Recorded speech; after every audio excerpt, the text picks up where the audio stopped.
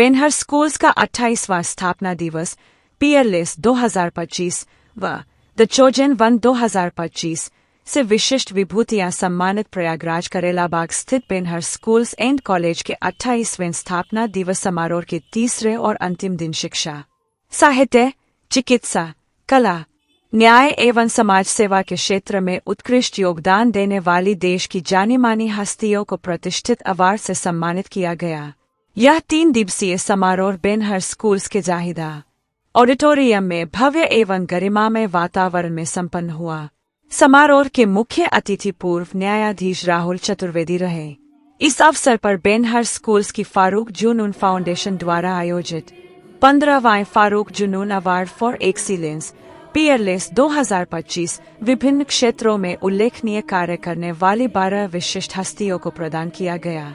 Peerless 2025 से सम्मानित होने वालों में पद्मश्री अनिल कुमार रस्तोगी, थिएटर एवं फिल्म, पूर्णिमा वर्मन, साहित्य, सूर्य मोहन कुलश्रेष्ठ, थिएटर एवं फिल्म, दाशुने निशि पांडे एवं सिद्धार्थ कलहंस, शिक्षा, बालेंदु द्विवेदी, नाटक लेखन, दाशुने Shah Waliullah, orthopaedic spine surgery, Ravindra Kushwaha, performing arts, दाशुने मोशुने कलीम अकमल, रेडियोलॉजी, दाशुने Pinki Saini, food technology, Pooja Prakash, special education तथा पूर्व न्यायाधीश राहुल चतुर्वेदी को न्याय के क्षेत्र में विशिष्ट योगदान के लिए सम्मानित किया गया। इसी क्रम में जाहिदा फाउंडेशन द्वारा प्रदान किया जाने वाला 8वां Zahida award the chosen one 2025 उत्कृष्ट समाज सेवा के लिए father William Mathias, Gurmeet Singh, Patwinder Singh, sister Alice, Mohammad Zeeshan एवं मयंक गर्ग को प्रदान किया गया। सायं 5 बजे आरंभ हुए इस सम्मान समारोह में बेनहर स्कूल्स के संस्थापक तारिक खान, चेयरपर्सन डश्क ने अफरोज जहां एवं विशिष्ट अतिथि डश्क ने अदीबा खान ने मुख्य अतिथि के साथ मिलकर विजेताओं को ट्रॉफी, सर्टिफिकेट, मेडल एवं शाल भेंट कर सम्मानित किया। कार्यक्रम में प्रधानाचार्य सबिहा खान, मेरा नाम पूजा प्रकाश है और मैं एक स्पेशल एजुकेटर हूँ।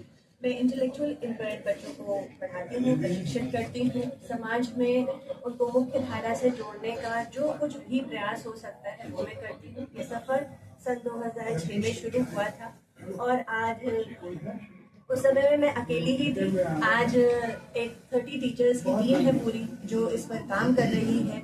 हम लोग हर जगह जहाँ भी हमें मौका मिलता है हम उन्हें जाके बताते हैं कि हाँ, हम विशेष शिक्षक हैं और हम विशेष बच्चों को तालीम देते हैं, लेकिन आप अपने विश्वास को प्रगाढ़ बनाए रखिए, अटल बनाए रखिए। ये बच्चे भी सामान्य बच्चों की तरह वो सब कुछ कर सकते हैं। हाँ, थोड़ा धीमे करते हैं, हमारी रफ्तार धीमी होती है, लेकिन धीमे होने का मतलब ये नहीं है कि हम कर नहीं सकते।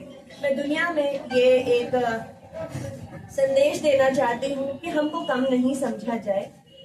जी हाँ, ये जरूरी है और ये समझने की बात है कि ईश्वर ने हमें कुछ चैलेंजेस के साथ, कुछ परेशानियों के साथ, कुछ कठिनाइयों के साथ जरूर जन्म दिया है, लेकिन हिम्मत करने वालों की कभी हार नहीं होती। ऐसा मैंने कई साल बचपन में अपने पिताजी से सुना है। तो मुझे ऐसा लगता है कि जब हम इंटेलेक्चुअल इम्पेयरमेंट के क्षेत्र में, मानसिक विकलांगता के क्षेत्र में, ऑटिज्म के क्षेत्र में, डिसलेक्सिया के क्षेत्र में, ऐसे तमाम तरीके की डिसेबिलिटीज के इस क्षेत्र में जब हम काम करते हैं तो हमें धैर्य, साहस का बहुत परिचय खुद देना पड़ता है और अपने बच्चों पर ये विश्वास जताना पड़ता है, क्योंकि ये विश्वास ही होता है जो हमें बच्चों को आगे ले जाने में सहायक। मैम, क्या गार्जियंस को आप एजुकेट कर किसी भी बच्चे को प्रशिक्षित करने का पहला सफर और पहला कदम उसके ही माता पिता होते हैं। क्योंकि देखिए, जब हम ये बच्चा जब दुनिया में आता है तो सबसे ज्यादा तकलीफ जो सबसे ज्यादा होती है, सबसे पहले जिसको होती है, वो बच्चों के माता पिता होते हैं। क्योंकि आपने नहीं प्लान किया होता है कि आपके घर में एक स्पेशल बच्चा पैदा हो जाए। अब वो पैदा हो गया है तो सबसे ज्यादा हिम्मत और साहस अगर हमें किसी को देना होता है तो बच्चे के माता पिता को देना होता है। ये विश्वास जताना होता है कि वो कर सकते हैं। इसके साथ साथ हम स्कूलों में जाके टीचर्स को भी प्रशिक्षित करते हैं। हर कोई जो खुली बाहों से हमारी दुनिया में आना चाहता है, हम बाहें पसार के जाते हैं, खुशियां देते हैं, लेते हैं और उन्हें प्रशिक्षित। मैम, आपका सर्वे क्या बोलता है, बच्चे इम्प्रूव हुए हैं?